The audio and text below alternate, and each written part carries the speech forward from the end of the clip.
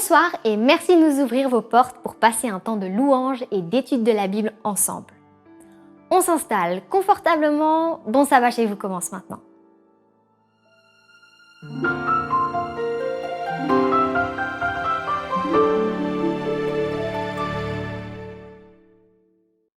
Bienvenue à chacun, ravi d'être reçu chez vous ce soir. Nous recevons chaque semaine des messages qui montrent votre enthousiasme à commencer le sabbat ensemble. Nous vous remercions de vos encouragements et de vos commentaires amicaux. Sachez que vous pouvez voir ou revoir les émissions précédentes sur le site adventplay.tv. Et nous vous encourageons fortement à les partager avec vos amis afin que le plus grand nombre puisse en profiter. Mais pour l'heure, je vous propose de chanter. Louons Dieu.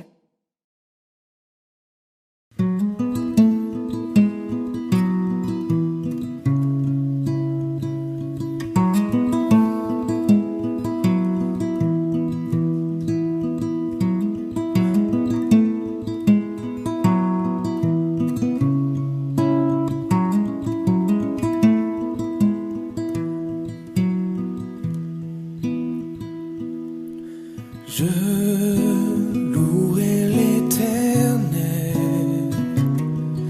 de tout mon cœur. Je raconterai toutes ses merveilles. Je chanterai son nom. Je louerai l'Éternel de tout mon cœur. Je ferai de toi le sujet de ma joie. Alléluia.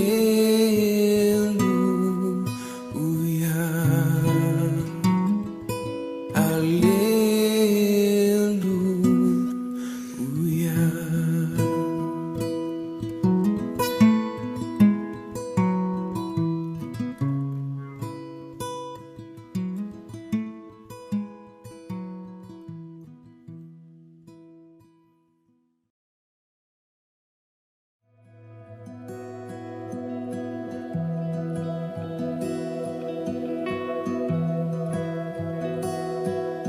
Le roi dans sa splendeur,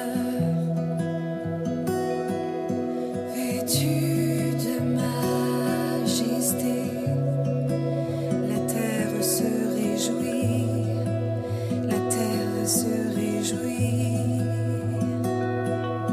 Il est paré d'éclat,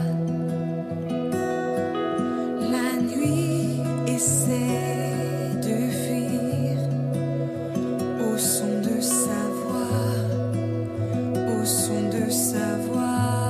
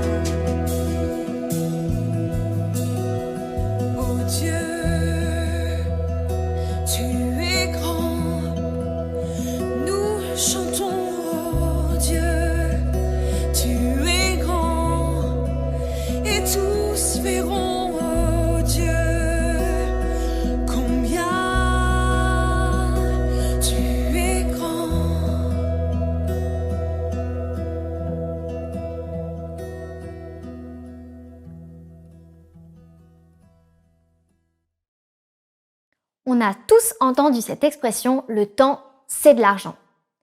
Assimilée aux assoiffés de richesse, cette phrase sous-entend qu'il n'y a pas de temps à perdre pour faire du gain. Elle me rappelle toutefois un verset biblique. Enseigne-nous à bien compter nos jours. Que faites-vous de votre temps, de votre argent et de vos talents? Tel est le thème central de la parabole des talents, si connue des lecteurs de la Bible, et qui a encore bien des enseignements à nous révéler. Je voudrais ce soir vous faire quelques réflexions sur la parabole des talents. Je lis le texte, Matthieu 25, et les versets 14 à 30. Il en sera comme d'un homme qui, partant pour un voyage, appela ses serviteurs et leur remit ses biens. Il donna 5 talents à l'un, 2 à l'autre et 1 au troisième, et à chacun selon sa capacité, et il partit. Aussitôt, celui qui avait reçu les 5 talents s'en alla, les fit valoir, et il en gagna 5 autres talents. De même, celui qui avait reçu les 2 talents en gagna 2 autres. Celui qui n'en avait reçu qu'un alla faire un creux dans la terre et cacha l'argent de son maître. Longtemps après, le maître de ses serviteurs revint et leur fit rendre compte. Celui qui avait reçu les 5 talents s'approcha en apportant 5 autres talents, et il dit, « Seigneur, tu m'as remis 5 talents, voici, j'en ai gagné 5 autres. » Son maître lui dit, « C'est bien, bon et fidèle serviteur, tu as été fidèle en peu de choses, je te confierai beaucoup.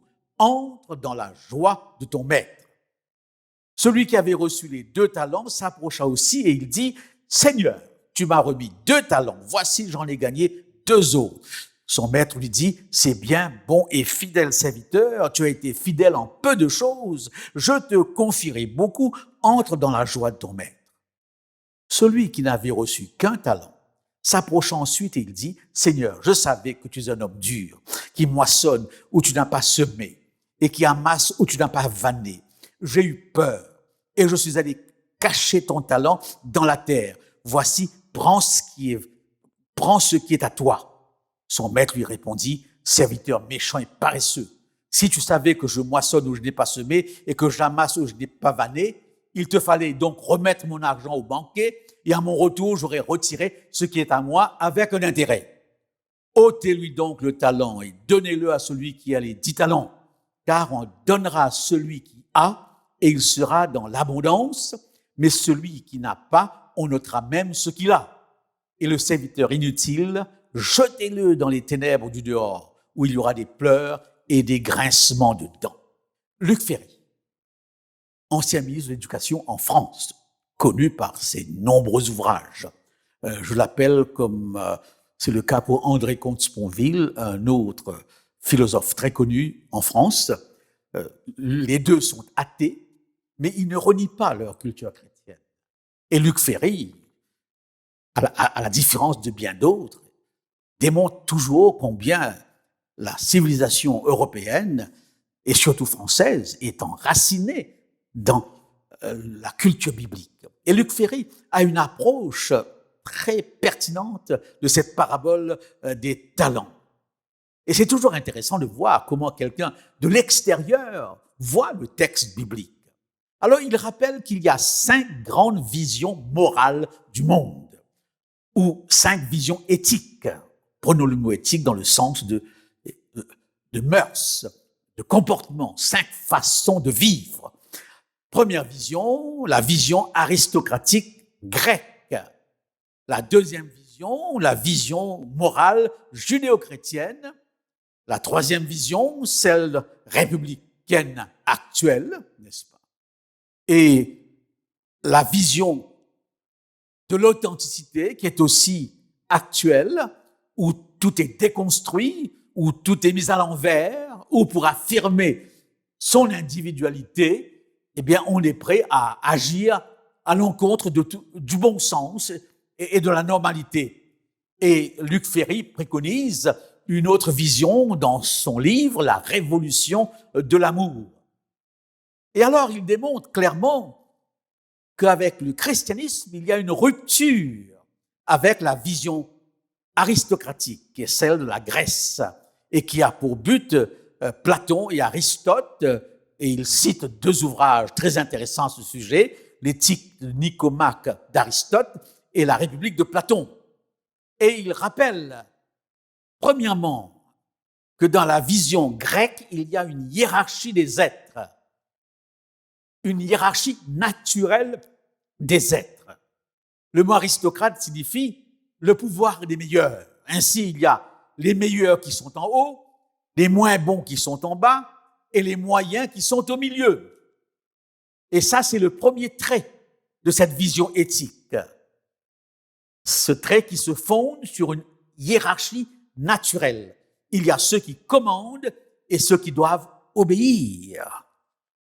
Il souligne ensuite un deuxième trait qui est celui de la vertu. Et il démontre qu'il y a deux aspects de la vertu. Nous travaillons pour devenir plus vertueux, n'est-ce pas? Où la vertu est un idéal, un devenir d'être. Mais vous avez une autre conception qui est celle de la Grèce, où la vertu, c'est ce qui est inné, qu'il faut à tout prix actualiser, qu'il faut à tout prix mettre en évidence. Donc, on ne cherche pas à devenir plus vertueux, on cherche surtout à correspondre à ce qui est inné chez soi. Et il prendra un exemple, l'exemple de l'œil. L'œil vertueux, pour le grec, c'est l'œil situé à égale distance de deux défauts, qui sont la myopie et la presbytie. Et le troisième trait, dit Luc Ferry, de l'aristocratie grecque, c'est que le travail est une torture. Le mot travail vient de tripalium, c'était un instrument de torture, droit pieux, où on attachait les condamnés.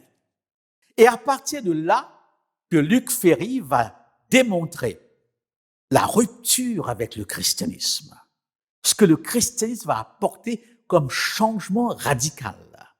Et il cite justement la parabole des talents pour exprimer cette rupture. Et il démontre que cette parabole est une parabole fondatrice de la culture chrétienne. Nous n'y pensons pas toujours. Et c'est un athée qui parle. Premier trait est celui-ci. Celui qui a reçu 5 talents et celui qui a reçu 1 talent sont égaux, non pas par rapport à la quantité de talents reçus, mais par rapport au fait que ce qu'ils vont faire de leur talent importe plus que le nombre de talents reçus. Donc, dans la perspective biblique, ce qui est important, ce n'est pas le nombre de talents reçus, qu'on peut traduire par, une somme d'argent quelconque, mais qu'on traduit littéralement par des dons. La quantité ne compte pas. Qu'est-ce que vous allez faire avec qui compte? Et c'est ce qui ressort dans cette parabole. Tu as reçu 5, l'autre a reçu 3, un a reçu 2 et un a reçu 1. Les 3 premiers fructifient leur talent au maximum. Celui qui a une capacité de 20 watts éclaire à 20 watts. Celui qui a une capacité de 40 watts éclaire à une capacité de 20 watts. Ce que Dieu veut, c'est que les talents qu'il nous donne, nous les utilisons, nous les exploitons au maximum.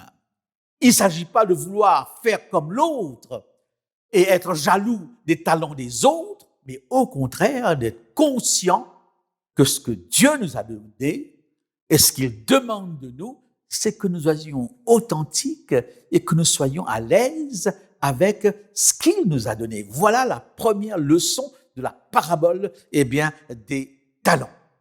C'est ce que tu fais avec des talents que Dieu t'a donnés qui importent. Alors, on arrive à cette deuxième définition. Nous l'avons vu que dans l'optique grecque, la vertu, n'est-ce pas, ce qui est naturel, c'est ce qui est inné. Quand on parle de qualité naturelle, on parle de qualité innée. Et ces qualités qu'on doit mettre en valeur.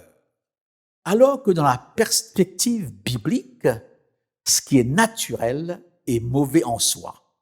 Est mauvais en soi. La nature animale, dira l'apôtre Paul, est une nature défavorable.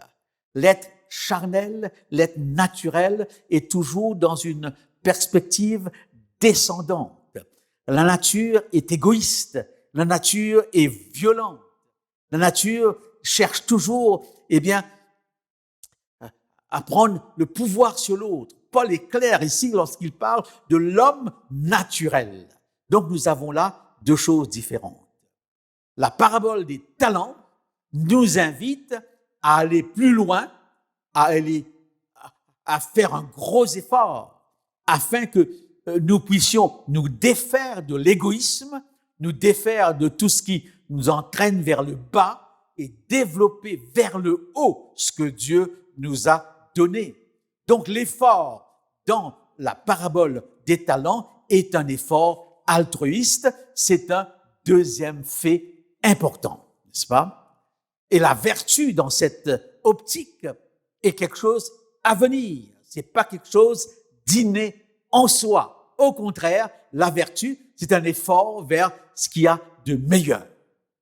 Et en troisième et dernier lieu, dans l'aristocratie grecque, le travail, torture.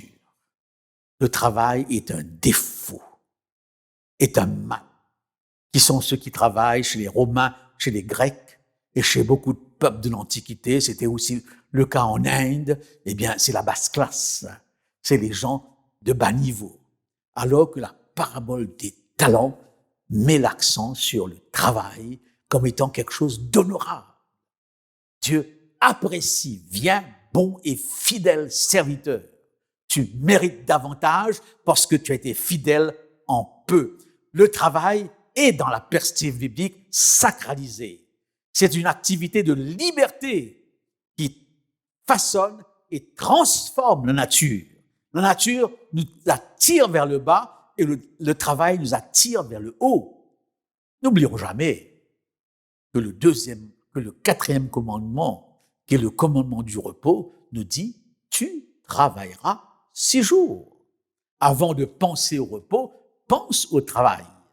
Et Paul reprenait les gens de son temps qui, en attendant le retour de Jésus-Christ, s'étaient mis au chômage. Il leur a dit, mais si vous ne travaillez pas, ne mangez pas non plus.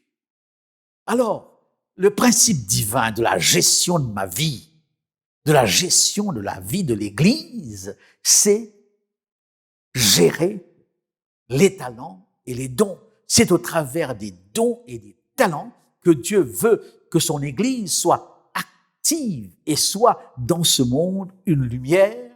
C'est dans cette perspective que Dieu veut faire de nous des fils et des filles dignes de son royaume.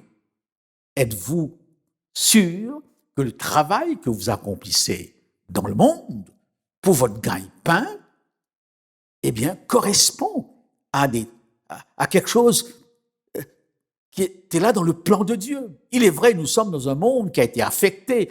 On ne peut pas toujours faire ce qu'on voudrait, mais l'idéal serait qu'on corresponde au travers de ces dons à un plan, à un projet de Dieu. J'ai pour toi, dit Dieu, un dessein de bonheur.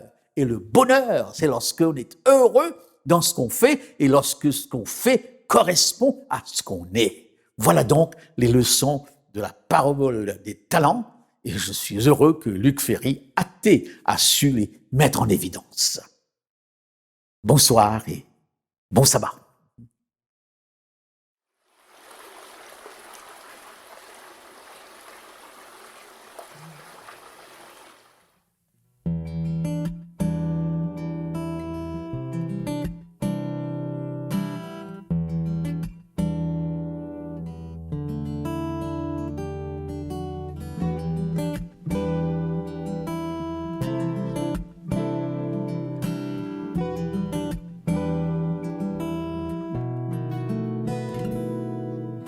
Plonge-moi dans ta rivière d'amour. Plonge mon esprit dans les profondeurs de ta joie. Inonde le désert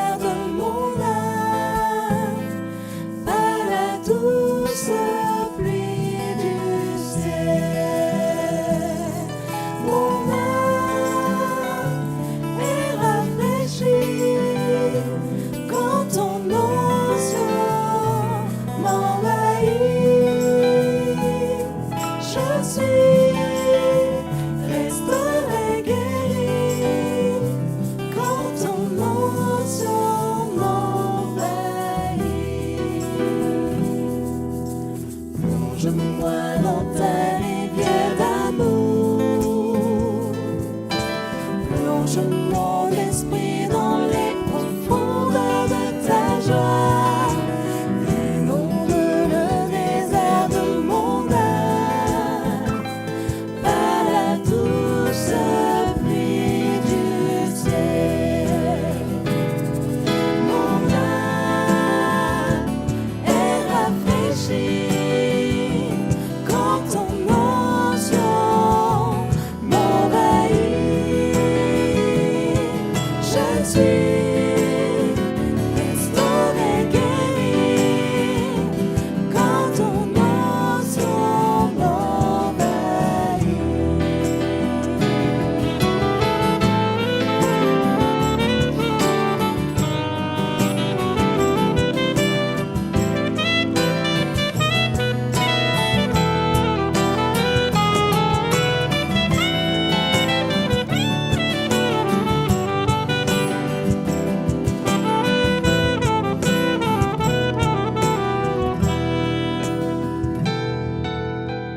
Plonge-moi dans ta rivière d'amour.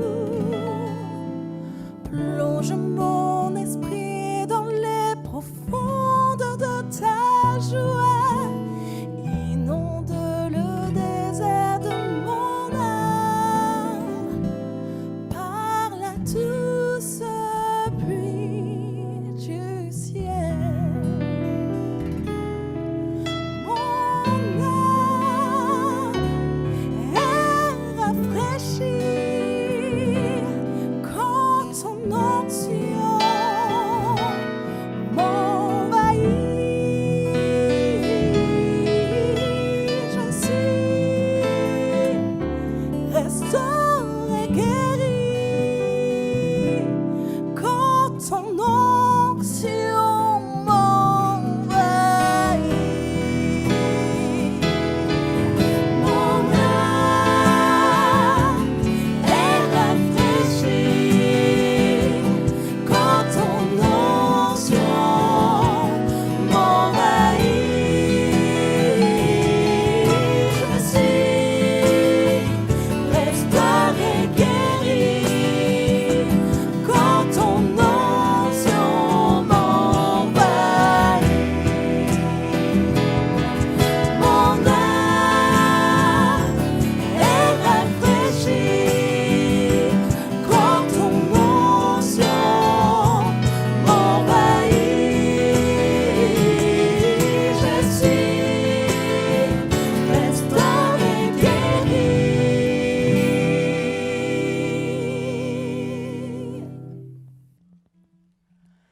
quand ton onction m'envahit.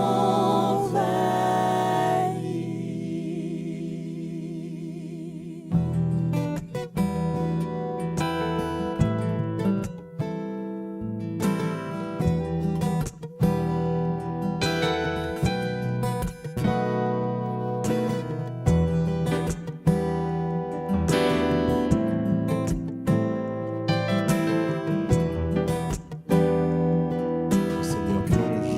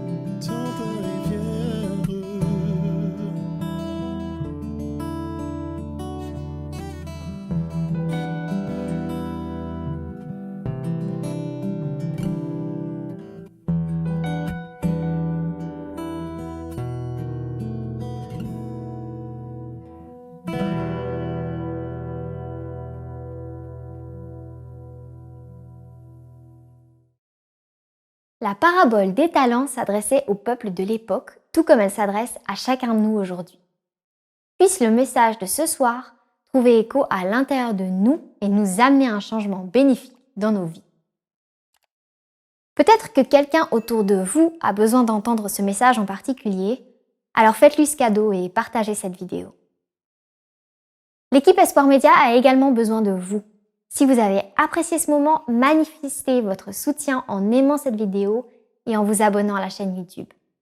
Plus notre chaîne sera aimée, plus YouTube diffusera son contenu avec les internautes de sa plateforme. Aimer les contenus Espoir Média et s'abonner à sa chaîne YouTube, c'est donc contribuer à sa mission d'évangélisation. Vous pouvez aller encore plus loin dans votre soutien en faisant un don financier via DonorBox. Chaque somme reçue est une aide concrète et indispensable au travail du Centre Espoir Média. Ensemble, utilisons nos talents pour atteindre le monde avec la bonne nouvelle de Jésus. Merci pour votre engagement, à commencer par votre présence ce soir. On se retrouve la semaine prochaine sur la même chaîne. Et d'ici là, bon sabbat chez vous.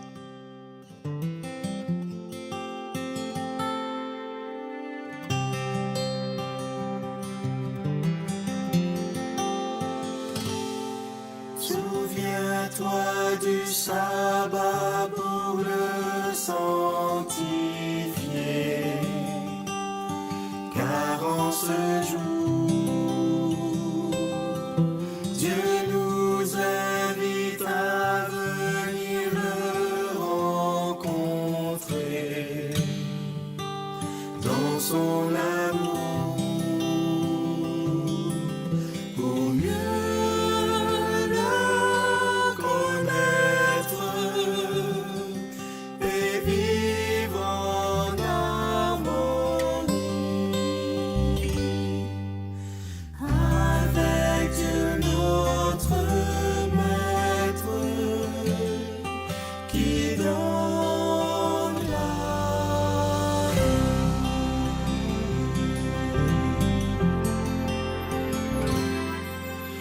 entrons dans son temps avec des cantiques pour l'adorer. Remplissons ce lieu de nos voix de musique pour le louer. Merci.